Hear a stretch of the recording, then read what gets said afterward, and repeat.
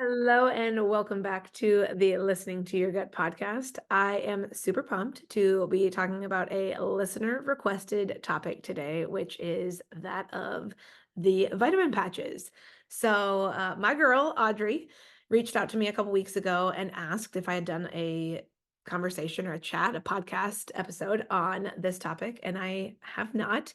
And so here we are doing this because you know me, if I have not approached a topic that you're interested in, I always want you to reach out to me and ask for that topic because if you're curious, chances are other people are curious. And I myself am going to learn and naturally be curious throughout the process of researching. So it's a win-win for all of us. So thank you, Audrey, in advance for reaching out and asking me to talk about this particular topic. I do my best to give you the full, well-rounded scope of an issue. So that's what I'm here to do today. And I also want you to know that regardless of what I share today, I am coming with an unbiased approach to this, meaning I'm not someone who's for vitamin patches or against them, right? I'm just giving you the information that is available at this point in time, which unfortunately is not a lot when it comes to vitamin patches. They're a fairly new thing in the health and wellness industry. So there's just not a lot of data on whether or not they really are truly effective. But we'll get into that here in just a little bit. So before we do that, I want to give you just the outline of what we're going to be covering today. So first, I'm going to talk about what they actually are, what a vitamin patch actually is. We're going to talk about how they work, okay? Then we'll get into, are they regulated? And next, we'll talk about, do they actually work? So I'll share with you, what little data we have. And then finally, we'll talk about the alternatives to vitamin patches. So like always, I love to come to these conversations with you with other avenues, other ways that you can, get this information or get the support that you need.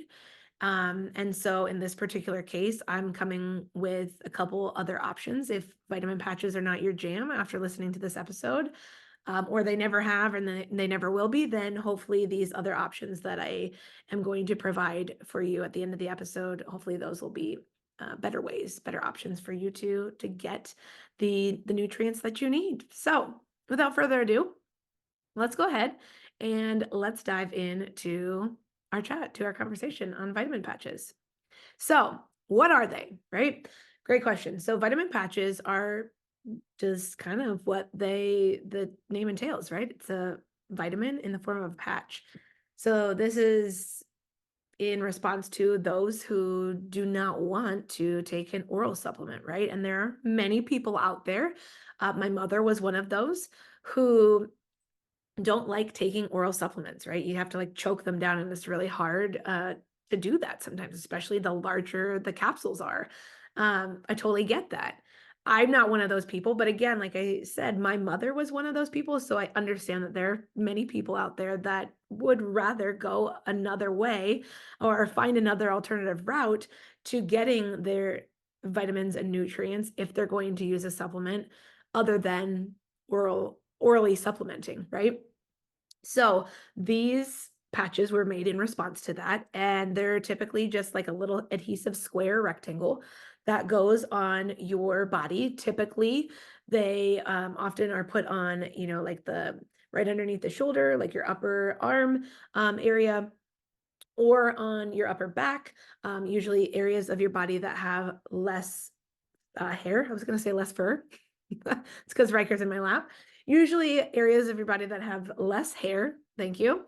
Um, and that's so that they can actually they can actually come into your body a lot easier, because they are using what we call transdermal delivery or transdermal technology, meaning what you put on your skin can then absorb into your body. Now, we know that this has worked for other things like, the nicotine patches, and there are several more that we'll get into later on. And we also know that it's used for patients at the hospital, right? For X, Y, and Z treatments and reasons.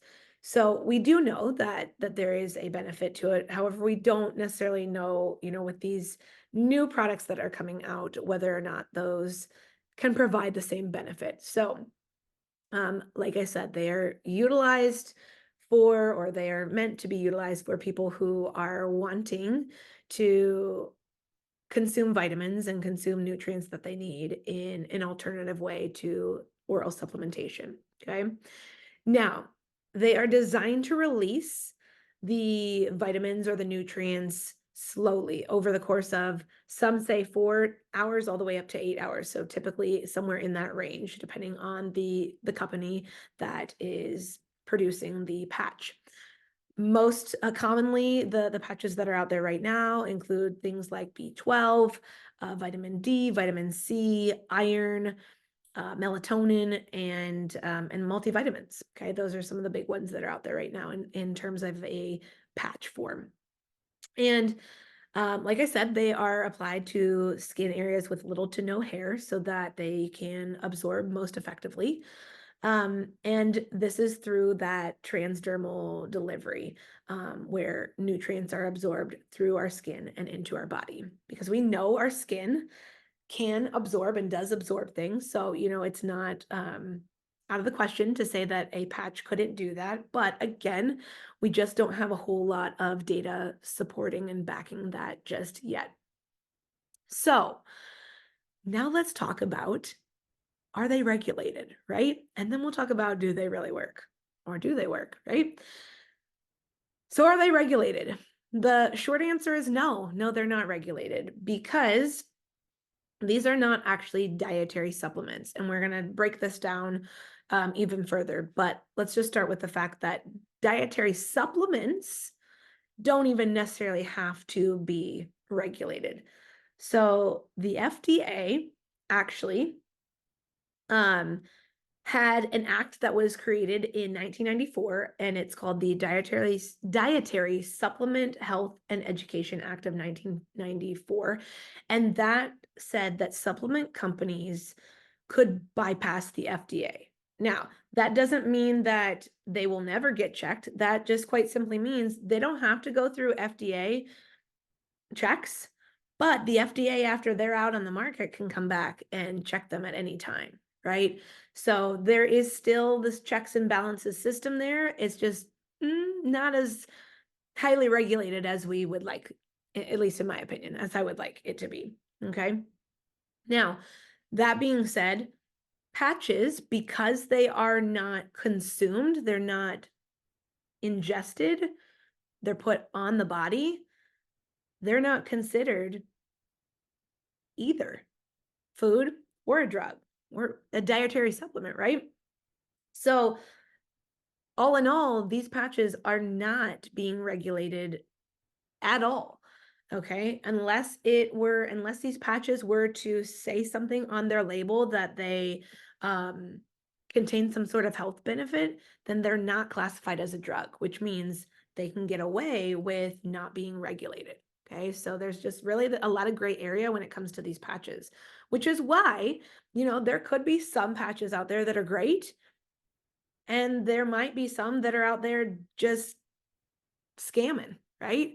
So that's why it's just really highly unregulated. And at this point, we don't have a lot of research to back it. So it's kind of this big gray area that we're dealing with. So the other thing I wanted to share with you is, in terms of, do they really work, right? I've kind of already alluded to some of that, but there's just not enough data, unlike the oral supplementation counterparts, like the pills that are on the market, right? We have data and evidence that specific supplements work, right?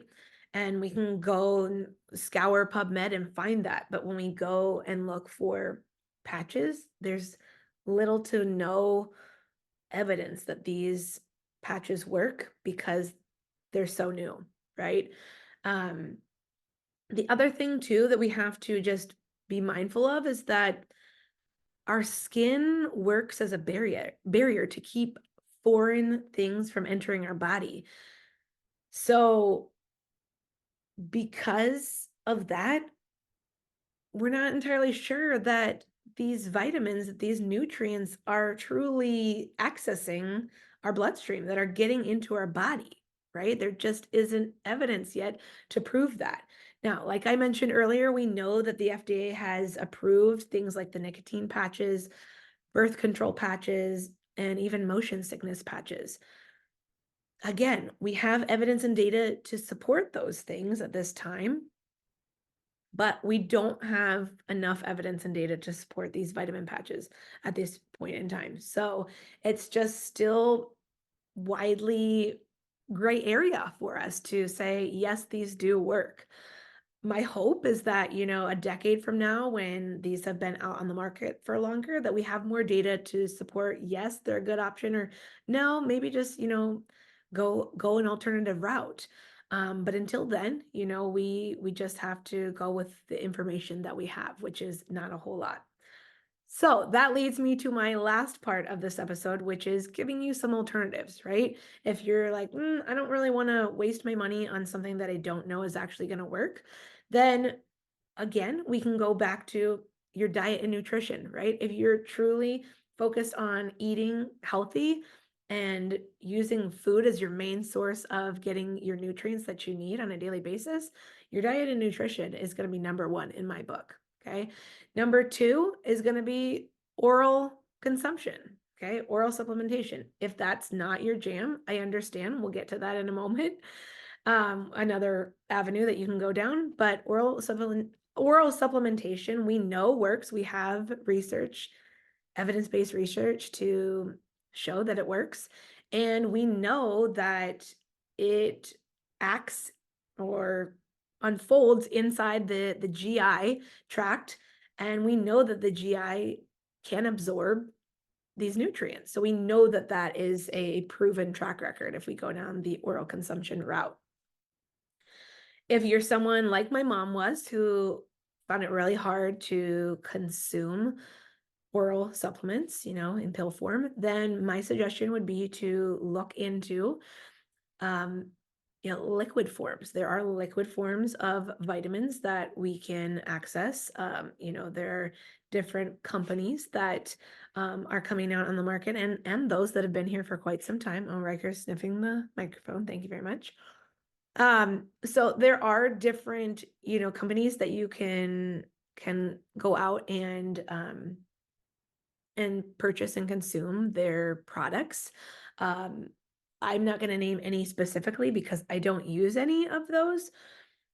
But you can do your research, and if doing the patch, like going the patch route is not your option, is not your jam, and going the oral pill supplementation route is not your jam, and you feel you're not getting enough nutrients in your overall daily regimen of the food that you eat, then maybe looking into some of the companies that have a liquid form of vitamins might be your option, right? There's also powdered forms of supplements. So if you are someone who can stomach a liquid, mixed, a powder that mixes into liquid and then just becomes a liquid that you drink, there's that option out there too. So we live in a day and age where there's pretty much whatever you need, we can pretty much find it. We just have to make sure that what we're sourcing, what we're finding, is legit and reputable and